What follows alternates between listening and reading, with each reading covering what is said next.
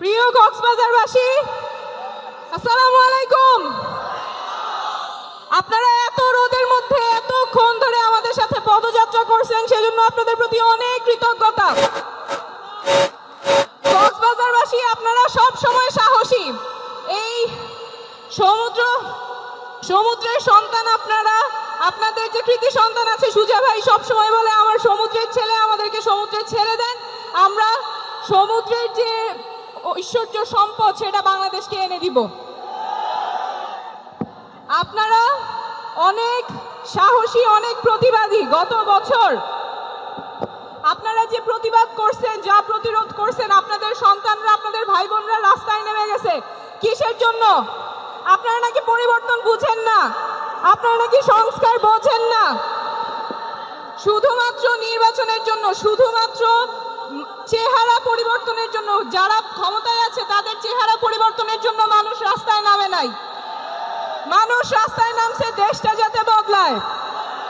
মানুষ রাস্তায় নামছে আমাদের এই ভাঙাচুরা পুরান ব্যবস্থা যাতে জোড়া লাগে, যাতে সবার অধিকার সংরক্ষিত থাকে। আপনাদের যেই সন্তানেরা রাস্তায় নামছে গুলির ভয় না করে, বুলেটের ভয় না করে, যারা শহীদ হয়েছে তাদের বিচার নিশ্চিত করতে হবে না?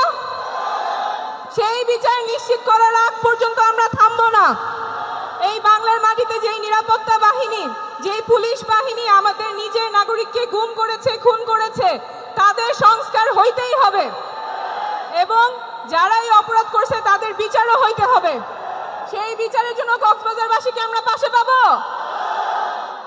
কক্সবাজারে সবাই ঘুরতে আসে, এটা আমাদের প্রিয় জায়গা, কিন্তু কক্সবাজার সবসময় অবহেলিত। এখানে একটা ট্যুরিস্ট হাসপাতালের কথা সুজা ভাই অনেক দিন ধরে বলতেছে। ট্যুরিস্ট হাসপাতাল হলে কি আপনাদের ভালো হবে? আমরা দেশ গড়তে জুলাই পদযাত্রায় সব জায়গায় যাচ্ছি, আপনাদের সবার সমস্যার কথা শুনতেছি, স্বপ্নের কথা শুনতেছি, আশা আকাঙ্ক্ষার কথা শুনতেছি, যাতে আমাদের রাজনীতি আপনাদের জন্য হয়। আমরা এমন রাজনীতি করতে চাই না যেখানে মানুষের কথা আমরা বলতে পারবো না। আমরা এমন রাজনীতি করতে চাই যাতে আপনাদের কথা আমাদের মুখ থেকে আসে, আমাদের রাজনীতি যাতে আপনাদের রাজনীতি হয়। এবং এই জন্য আপনাদের কক্সবাজারের কৃতি সন্তান, আমাদের যুগ্ম সদস্য সচিব SM সুজা ভাই আছেন, আপনারা ওনার হাতকে শক্তিশালী করবেন। আপনাদের সাথে আবার দেখা হবে। ধন্যবাদ।